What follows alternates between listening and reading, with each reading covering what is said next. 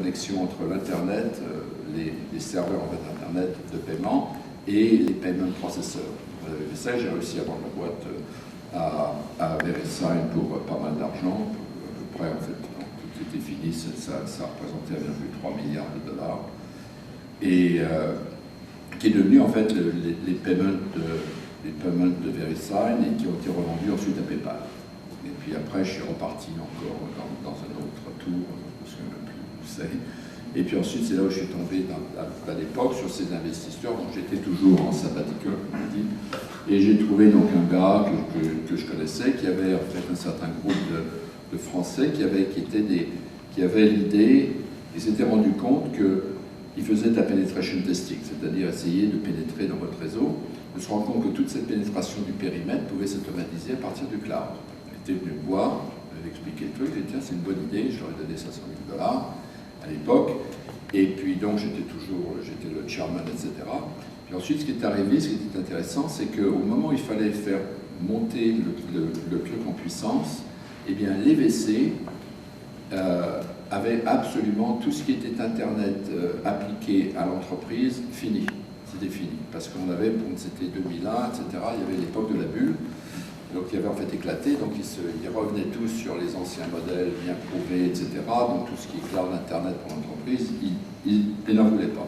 Et en fait, c'est Ray Lane qui est revenu en 2005 en faisant le premier fonds chez Kleiner Perkins pour investir dans les sociétés pour faire du cloud dans l'entreprise. Donc nous, on a eu cette idée, donc moi j'ai continué, j'ai dû racheter en fait l'investisseur qui était là parce qu'il voulait qu'on revienne dans le software d'entreprise. Je ne voulais pas du tout, j'avais compris la puissance du cloud. À cette époque, j'en avais suffisamment pour me rendre compte. Ça, c'est un modèle qui a changé l'informatique considérablement. Et donc, on avait démarré par un service d'automatisme, comme des hackers, si vous voulez, qui en fait vous regardent de l'extérieur pour regarder les failles dans votre périmètre, dans la sécurité. Et puis donc, très vite, d'abord, il fallait faire monter la boîte en puissance. Et puis deuxièmement, je m'étais rendu compte qu'en fait, le marché du périmètre n'était pas suffisamment grand. Alors là, j'étais obligé de devenir le CEO parce que pour retrouver de l'argent, etc., donc il a fallu que je mette le mien. Bon. Et donc, du coup, je suis devenu le CEO de la boîte. Et là, on s'est rendu compte qu'en fait, je me suis rendu compte que la problématique commençait déjà en fait à changer et qu'il fallait en fait regarder le ventre mou de l'entreprise, qu'il fallait regarder le réseau interne. Parce que ce réseau, en fait, ce périmètre externe, commençait à s'ouvrir de plus en plus, et c'était plus simplement la protection du périmètre qu'il fallait regarder la protection du réseau complet. Et je ne voulais pas, en fait, abandonner le modèle du cloud. On a eu une idée géniale, toute bête, comme toutes les bonnes idées, en fait, de prendre nos scanners qui scannaient de l'extérieur, de les mettre dans un boîtier, et en fait, de faire en sorte qu'on pouvait totalement les manager d'une manière remote. Donc je pouvais distribuer mes scanners un petit peu partout dans le monde tout en restant cloud. Parce que c'est le scanner qui lui appelait. Donc il s'installait, je l'envoyais par FedEx. On en a à l'heure actuelle 9000 dans 85 pays. Et tout ça, c'est comme TiVo, comme les boîtes TiVo un peu. Et donc ces scanners, on les envoie par FedEx. Ils s'installent, n'importe quel singe comme moi peut le faire en 5 minutes parce que tu mets le câble, tu connectes la carte réseau et puis tu mets ton identification et ensuite tu vas sur ton browser, que tu sois dans une chambre d'hôtel ou à la maison ou dans ton entreprise. Et donc ces scanners, en fait, ils font deux choses. La première question, il dit est-ce que j'ai du software, est-ce que je m'update, alors donc toute l'update du logiciel, etc., des signatures, tout un point. Et puis ensuite, la deuxième question, est-ce que j'ai du travail à faire aujourd'hui? Donc tout ça, c'est managé totalement d'une manière centrale et totalement fait automatisé. Donc on a réussi, grâce à ce modèle, à devenir en fait le gros du marché de la vulnerability management. On a 51 des Forbes globales, on a 5500 clients, etc.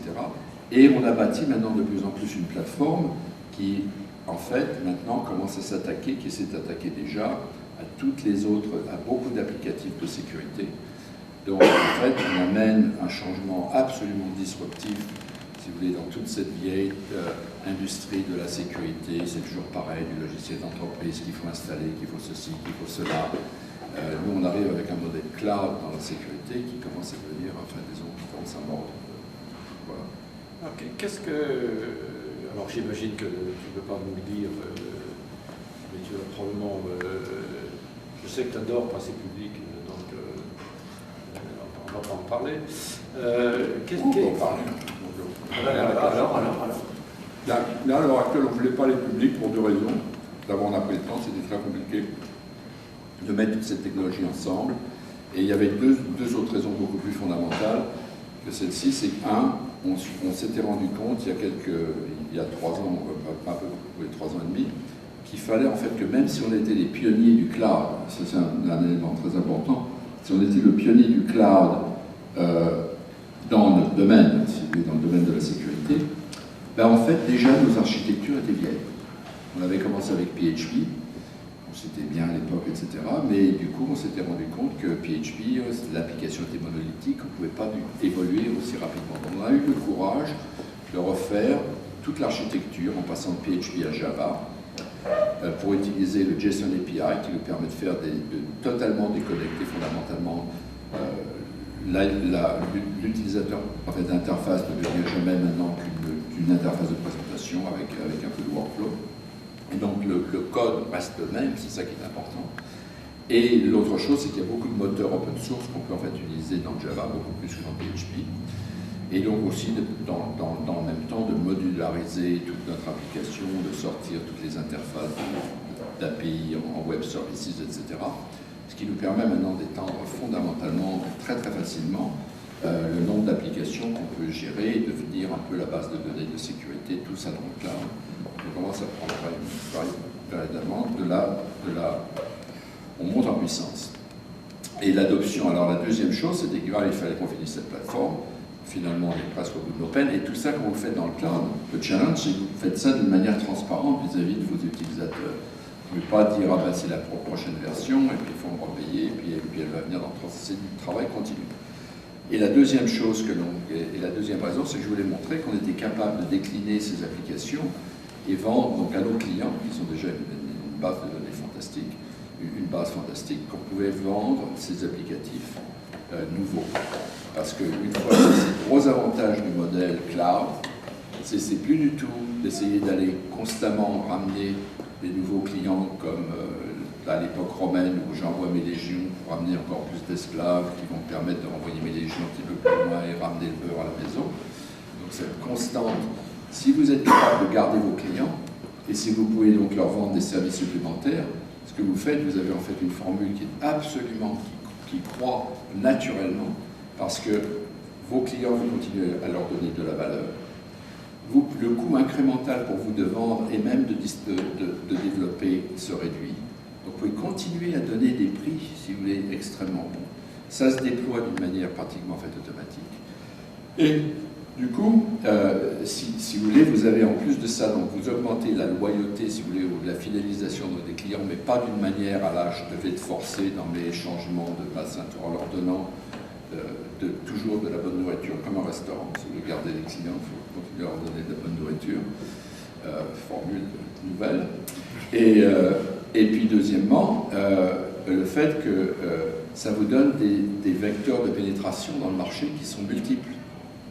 Vous avez un business model d'enfer, et c'est un petit peu ce que l'on voit d'ailleurs avec le cloud. Si vous regardez Google fondamentalement, Google, et ça nous permet par exemple de faire beaucoup de services gratuits, qui deviennent des fonctions dans notre applicatif plus grand, qui nous permet de faire donc, du marketing, etc. Donc on a une puissance, si vous voulez, de feu qui est absolument sidérante. Et vous le voyez avec Google, par exemple. Google, ils ont fait un énorme investissement dans cette infrastructure dans laquelle ils pouvaient indexer toutes les pages sur Internet et tout le monde se moquait d'eux. En fait, à l'époque, tous les gars qui allaient public, les Inktomi et machin, regardez ces crétins de Google, ils sont là, travaillent dans un machin, ils changent des Apache serveurs, tous les machins, regardez ces crétins. En fait, ces crétins, ils avaient compris que lorsqu'on va dans l'Internet, la dimension change.